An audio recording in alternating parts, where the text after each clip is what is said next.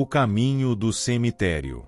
O caminho para o cemitério seguia sempre ao lado da estrada, sempre ao seu lado até alcançar seu destino, o cemitério. Do outro lado havia, no começo, casas, construções recentes do subúrbio, algumas ainda em construção. Em seguida, vinham os campos.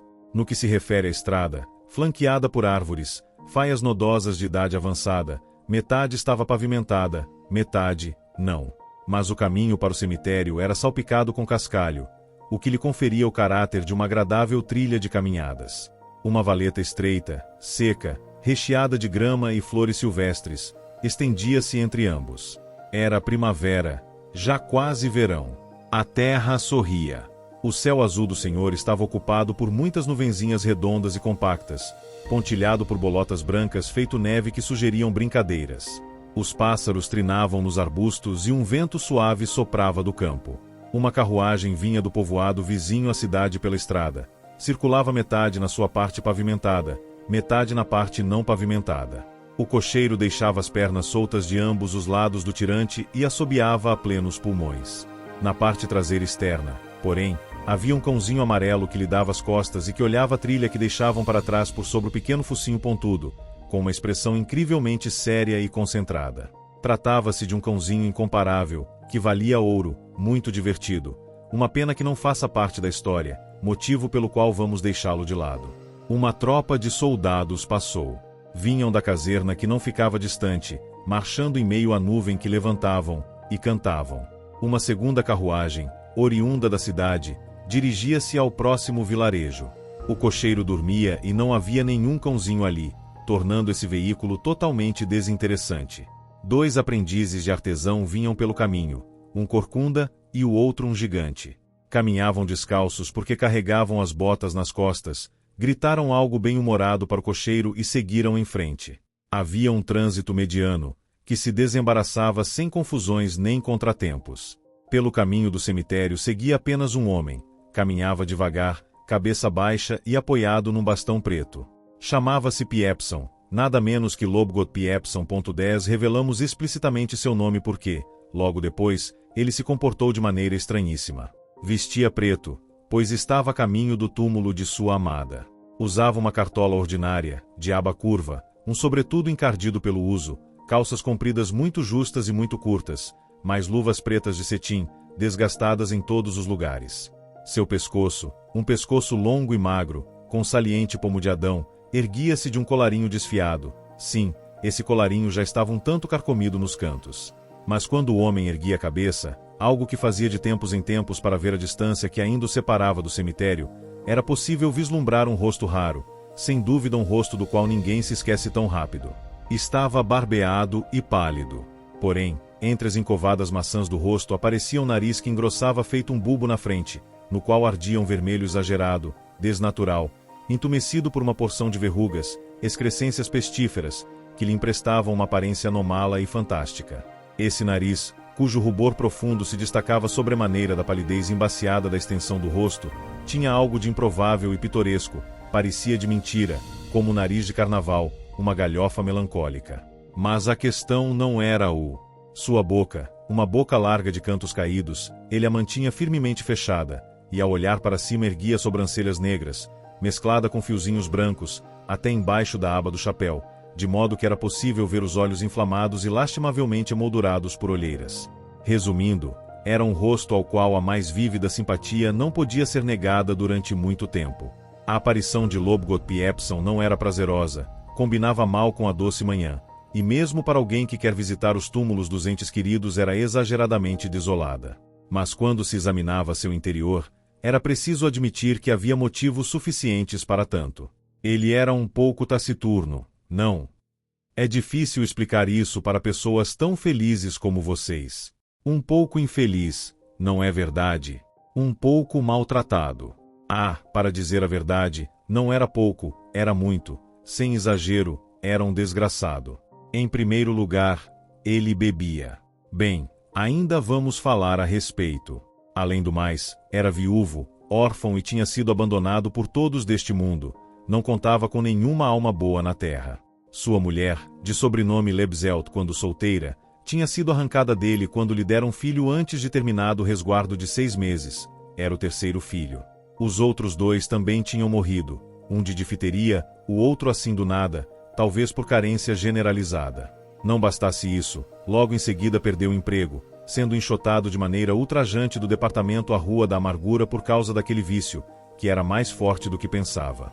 Havia conseguido resistir precariamente à bebida, embora de tempos em tempos a ela se rendesse sem freios. Mas quando perdeu mulher e filhos, quando se viu sem qualquer apoio no mundo, o vício tomou conta dele, minando mais e mais sua tenência espiritual. Tinha sido funcionário de uma empresa de seguros, uma espécie de copista sênior com rendimento mensal na casa dos 90 marcos do Reich. Em situação de insânia mental, porém, havia cometido um erro por descuidos grosseiros, e após repetidas advertências, foi enfim dispensado por suspeição constante. Está claro que isso de modo algum contribuiu para elevar o moral de Piepson. Ao contrário, ele caiu totalmente na ruína. É preciso que vocês saibam que a infelicidade mata a dignidade da pessoa, sempre é bom manter isso em vista. Existe uma razão particular e terrível para tanto. Não serve de nada a pessoa declarar-se inocente. Na maior parte dos casos, ela vai desdenhar a si mesma pela sua infelicidade. Mas o menosprezo e o vício mantêm uma relação de reciprocidade das mais deploráveis. Eles se alimentam mutuamente, trabalham de mãos dadas, é um horror. Foi assim também com Piepson. Ele bebia porque se desvalorizava e se desvalorizava mais e mais porque o malogro contínuo de suas boas intenções corroía sua autoconfiança. Em casa, dentro de seu armário, costumava haver uma garrafa com um líquido cujo amarelo assemelhava-se a veneno. O líquido era nocivo. Por precaução, não citaremos o nome. Piepson já tinha ficado literalmente de joelhos diante desse armário, mordendo a língua. Mesmo assim, sucumbia. Também não gostamos de contar essas coisas, mas são educativas. Bem, ele estava a caminho do cemitério, segurando seu bastão preto à frente. O vento suave envolvia também o seu nariz, mas ele não sentia. Com as sobrancelhas erguidas, apreendia o mundo com um olhar vazio e turvo, um homem miserável e perdido. De repente, percebeu atrás de si um ruído e prestou atenção. Um leve farfalhar aproximava-se de longe com grande celeridade. Ele se virou e ficou parado. Era uma bicicleta, cujos pneus estalavam no terreno levemente salpicado com cascalho e vinha em desabalada carreira, mas depois diminuiu a velocidade, pois Piepson estava no meio do caminho. Sobre o selim estava um homem novo, um jovem, um turista despreocupado. Ah, meu Deus, ele não tinha mesmo a pretensão de fazer parte dos privilegiados deste mundo.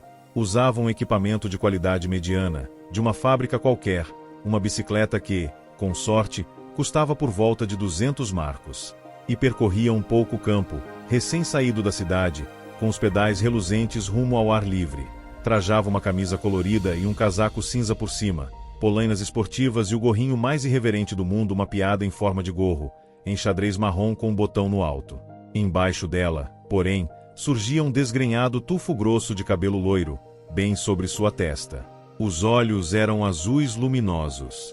Ele se aproximou como animação em pessoa e tocou a sineta.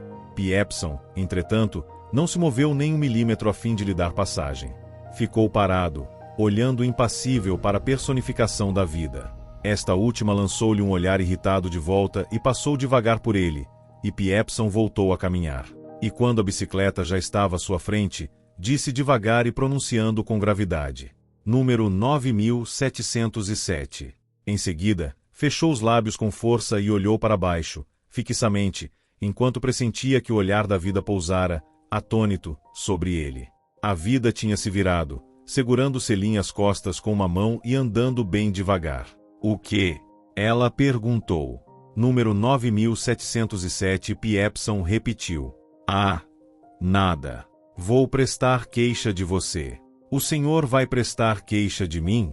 Perguntou a vida, virando-se ainda mais e pedalando ainda mais devagar, de modo que tinha de se equilibrar virando o guidão para lá e para cá. Sem dúvida, respondeu Piepson à distância de 5 ou 6 passos.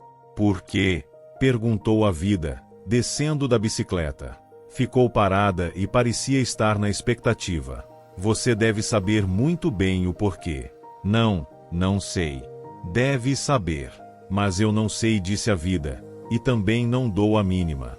E aproximou-se novamente da sua bicicleta para montá-la. Não tinha papas na língua, não mesmo. Vou prestar queixa porque você está andando aqui, não lá na estrada, mas aqui no caminho para o cemitério, disse Piepson. Mas, meu senhor, disse a vida com um sorriso irritado e impaciente, voltando-se novamente e ficando parada. Há marcas de bicicletas ao longo de todo o caminho. Alguém pedala por aqui. Isso não me importa, retrucou Piepson. Vou prestar queixa de você. Ora, faça o que achar melhor, exclamou a vida, montando na bicicleta. Ela realmente o fez, sem passar vergonha errando na subida. Apoiou apenas uma vez o pé, sentou-se com firmeza no selim e começou a pedalar a fim de ganhar uma velocidade que correspondesse ao seu temperamento. Se você continuar pedalando por aqui, no caminho do cemitério, vou prestar queixa sem falta, Piepson falou alto e com a voz trêmula. Mas a vida não estava preocupada com isso. Prosseguiu pedalando cada vez mais rápido. Vocês teriam ficado profundamente assustados caso tivessem visto o rosto de Lobgot Piepson nesse instante. Ele pressionou os lábios com tanta força que as maçãs do rosto e até o nariz reluzente moveram-se para frente, e sob as sobrancelhas erguidas de maneira forçada os olhos acompanhavam um veículo de 2 rodas com uma expressão de loucura. De repente, disparou. Atravessou correndo o curto trecho que o separava da bicicleta e agarrou o bolso do selim. Prendeu-se nele com ambas as mãos, ficou literalmente pendurado e, sempre com os lábios apertados de modo sobre-humano, em silêncio e com os olhos injetados, puxou com toda sua força o veículo que se esforçava em prosseguir adiante e em manter o equilíbrio. Quem o visse podia ficar na dúvida se ele queria impedir o jovem de prosseguir viagem por maldade ou se tinha sido tomado pelo desejo de ser rebocado, saltar na traseira da bicicleta e ganhar uma carona, assim como também sair um pouco, ingressar com os pedais reluzentes no divino ar livre, urra. A bicicleta não conseguiu resistir àquela carga exaltada. O veículo parou, inclinou-se, tombou. Foi então que a vida se tornou rude.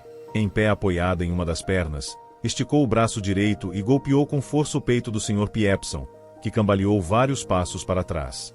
Depois falou com a voz num crescendo ameaçador. Você deve estar bêbado, camarada. Se o estrambótico resolver me parar mais uma vez que seja, vou dar na sua fuça, entendeu? Quebro todos os seus ossos em 2. Lembre-se disso. E deu as costas para o Sr. Piepson, segurou com força seu gorrinho no alto da cabeça com um movimento indignado e montou na bicicleta de novo. Não, ela não tinha papas na língua. A nova subida aconteceu tão sem contratempos quanto antes. De novo apoiou apenas uma vez o pé, sentou-se com firmeza no selim e imediatamente colocou o veículo em movimento. Piepson viu as costas dela se afastarem cada vez mais rápido. Ele ficou parado ali, ofegante e olhando para a vida, que não caiu, não sofreu nenhum acidente, nenhum pneu furou e nenhuma pedra impediu seu caminho, rodava perfeitamente. Foi então que Piepson começou a soltar gritos e palavrões, é possível dizer que começou a rugir, pois a voz não era mais humana. Você não vai continuar andando. Ele gritou. Pare.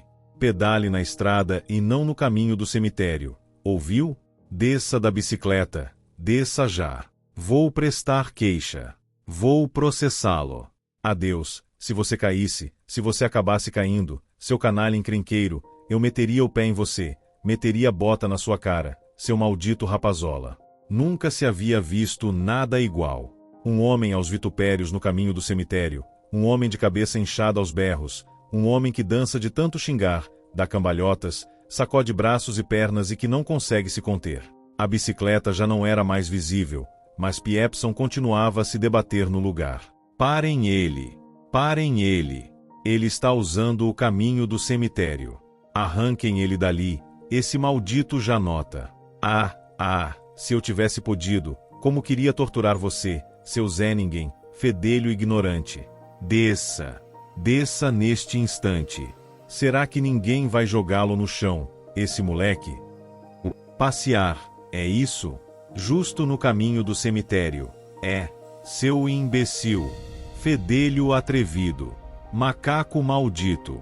Olhos azuis cintilantes, não é? E o que mais? Que o diabo os arranque, moleque ignorante, ignorante, ignorante. Piepson passou a usar expressões que não podemos reproduzir.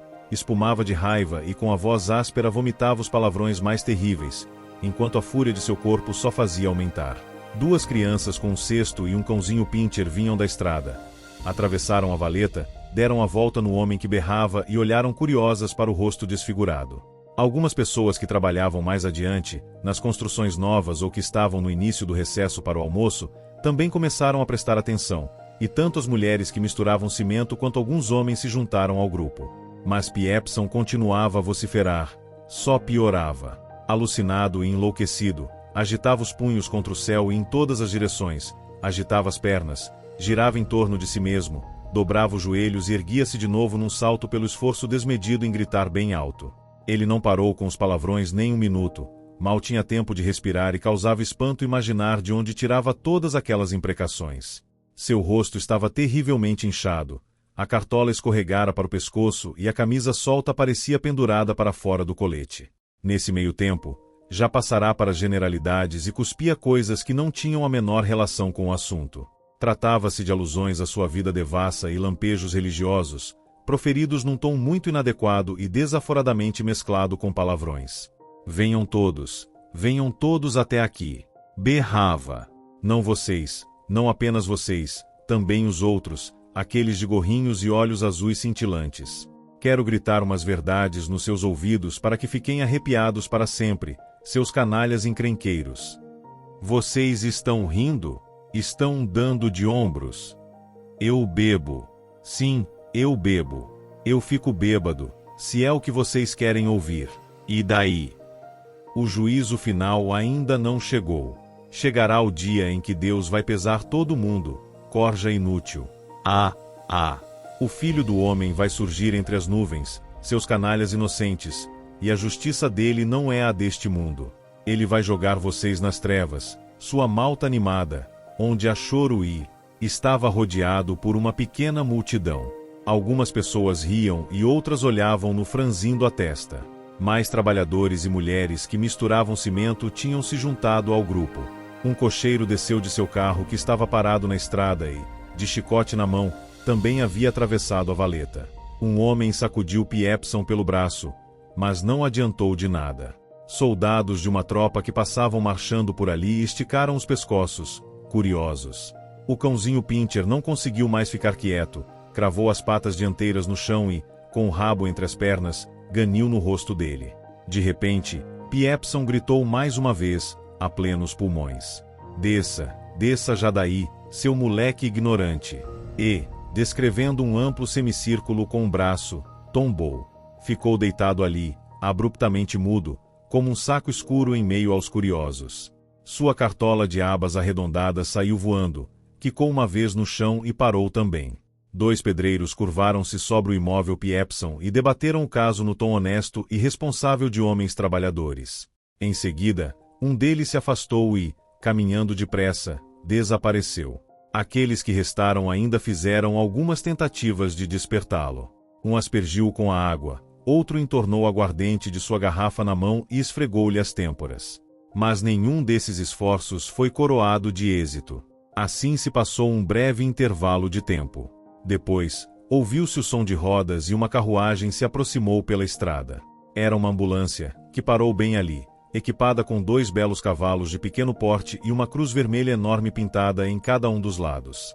2 homens com uniformes alinhados desceram da boleia e enquanto um se dirigia à parte traseira da carruagem para abri-la e retirar dali a maca dobrável, o outro foi até o caminho do cemitério, empurrou os curiosos para o lado e com a ajuda de um homem do povo, carregou o Sr. Piepson até o veículo. Ele foi colocado na maca e empurrado como se empurra um pão para dentro do forno. A porta se fechou novamente e ambos os uniformizados subiram na boleia. Tudo aconteceu de maneira muito precisa, com alguns movimentos bem ensaiados, nos astrás, como num teatro de macacos amestrados. Em seguida, levaram Lobgot Piepson dali. Fim do conto. Comentário. O Caminho do Cemitério, Der Weg zum Friedhof, é um conto de Thomas Mann, escrito em 1900. Nesse texto breve e simbolicamente carregado, Mann explora temas como a morte, o destino e a inevitabilidade da finitude, mantendo o estilo psicológico e a ironia característicos de sua obra. A história acompanha um senhor idoso, o Sr. Opp, enquanto caminha lentamente em direção ao cemitério, onde planeja visitar o túmulo de sua esposa. Durante o trajeto, ele reflete sobre a vida, a morte e o tempo. Sua caminhada, porém, não é apenas uma visita comum ao cemitério. O conto sugere uma jornada simbólica em direção à morte, o que se torna evidente pelo tom melancólico e pelas reflexões existenciais do protagonista. Ao longo do caminho, o Sr. Op é assombrado por uma sensação de pressentimento e por pensamentos que indicam sua consciência da própria mortalidade. Ele sente que sua visita ao cemitério é, na verdade, uma espécie de despedida do mundo, como se ele estivesse, de certa forma, caminhando em direção ao seu próprio fim. A presença constante do cemitério e a própria caminhada do protagonista são símbolos do destino final de todos os seres humanos. Mãe explora o medo e a aceitação da morte, além de como o ser humano lida com a própria transitoriedade. O Sr. Op reflete sobre a vida e a passagem do tempo. A narrativa é lenta, refletindo o ritmo da caminhada e o peso de suas reflexões. Ao longo da história, ele é tomado por uma sensação de cansaço e nostalgia, remetendo ao tema da finitude humana. A caminhada do Sr. Op em direção ao cemitério funciona como um presságio, uma premonição de sua própria morte. Sua jornada é uma espécie de ritual de despedida, onde ele confronta o inevitável. Mann usa certa ironia ao tratar da morte com um tom que beira o humor negro. A figura do Sr. Op, um homem que segue meticulosamente seu destino rumo ao cemitério, desperta uma mistura de empatia e uma leve estranheza. A situação é trágica, mas contém um toque de absurdo, o que acentua o caráter irônico do conto. O conto termina de maneira ambígua, mas é sugerido que o Sr. Op, ao completar sua caminhada, talvez esteja concluindo também sua própria existência. Sua ida ao cemitério pode simbolizar sua última jornada em vida, marcando que seria uma aceitação silenciosa e resignada de seu destino. O Caminho do Cemitério é um exemplo do estilo de Thomas Mann na juventude, em que ele já explorava temas existenciais com profundidade psicológica. A obra antecipa preocupações mais elaboradas que ele desenvolveria em romances como Morte em Veneza e A Montanha Mágica, onde a morte e a finitude humana são tratadas de forma complexa. O Caminho do Cemitério é uma meditação poética e filosófica sobre a mortalidade e a aceitação do fim. Por meio de uma narrativa breve, Mann consegue capturar o medo, a tristeza e a resignação de um homem que encara a realidade da própria finitude. Obrigado por nos acompanhar até aqui.